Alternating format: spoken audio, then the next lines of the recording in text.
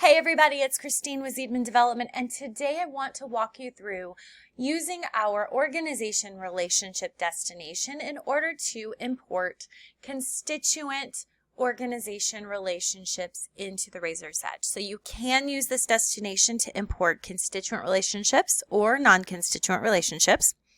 But for the purpose of today's video, we are going to cover constituent relationships.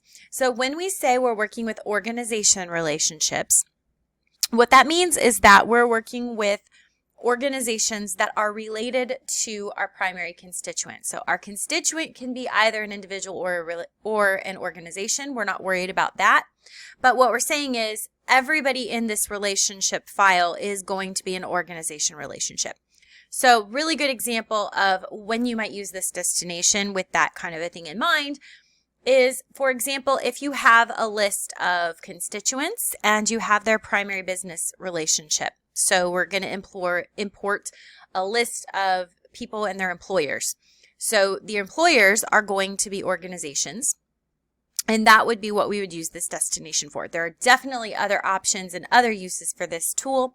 That's just an example to kind of help explain who is the organization when we're talking about the organization relationship. So you can see I've already started my template here. I've got a constituent with a constituent code on my constituent tab.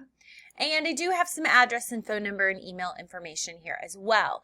The reason I show you this is because I want to import an organization relationship for a constituent organization relationship.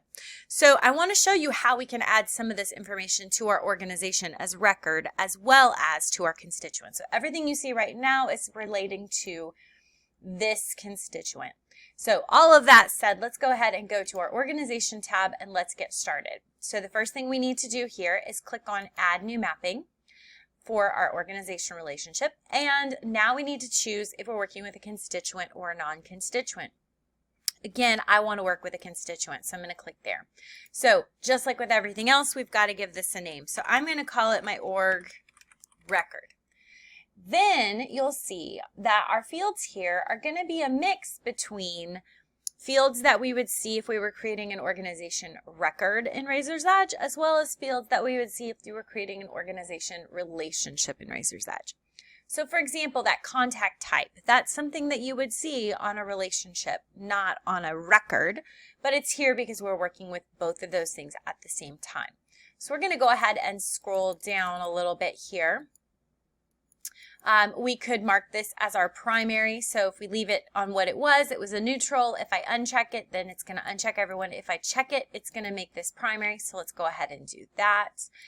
And then we are going to come down and we can actually do our organization name. That is definitely a required field. So let's go ahead and select our employer.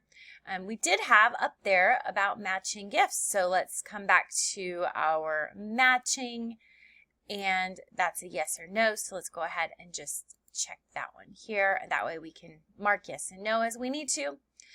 We can choose to reciprocate, which is what we've done.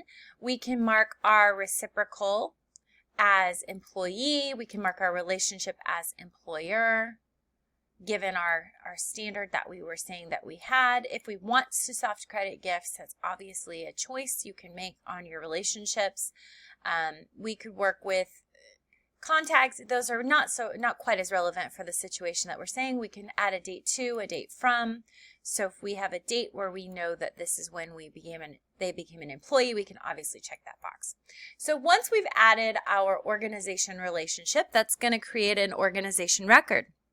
But the only information we really were able to add was the name. We haven't added an address. We haven't added a constituent code. So we can always go back and add those in other sections of Importacular. If you want to, you can add an attribute. Now this is going to just add an attribute to the relationship. It does not add an attribute to the constituent record. So if we wanted to add an attribute to the constituent record, we would add a constituent attribute. So let's go ahead and I'll show you how to do that. This is going to be an attribute for the org. I'm going to go ahead and name it there just so I remember. And now I'm going to select my organization record instead of my constituent. I'm going to choose my attribute categories. So let's just go ahead and do organization type. And then let's go ahead and let's mark that these are all, let's just say that they are social. So you can add your attribute just like you would do anything else, and this is going to link it to our organization record rather than our constituent.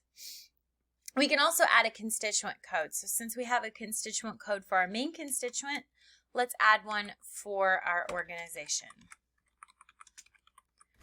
Okay, same thing. We're going to go over to this import linked with. We're going to add that.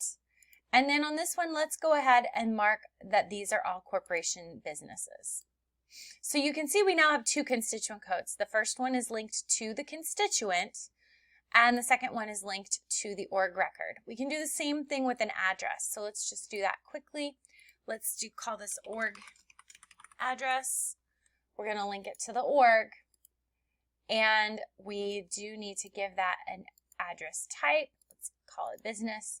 And so you can see here we have an address linked to our org. We have an address linked to our constituent. So at this point, we've got our template ready to go.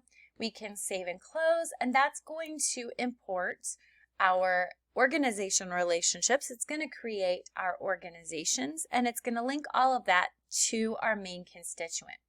If you have any questions about how it's going to match to existing information in Raiser's Edge, you can always work with your criteria sets for organization constituents as well as for organization relationships. If you want to work with how it matches to relationships, what it does with those relationships, you have a lot of options within InParticular for matching and updating or not updating. Those are just all different areas. So thanks for joining me for a quick walkthrough of our organization relationships. I hope that you found this helpful, and please let us know if there's anything we can do for you. Thanks and have a great day.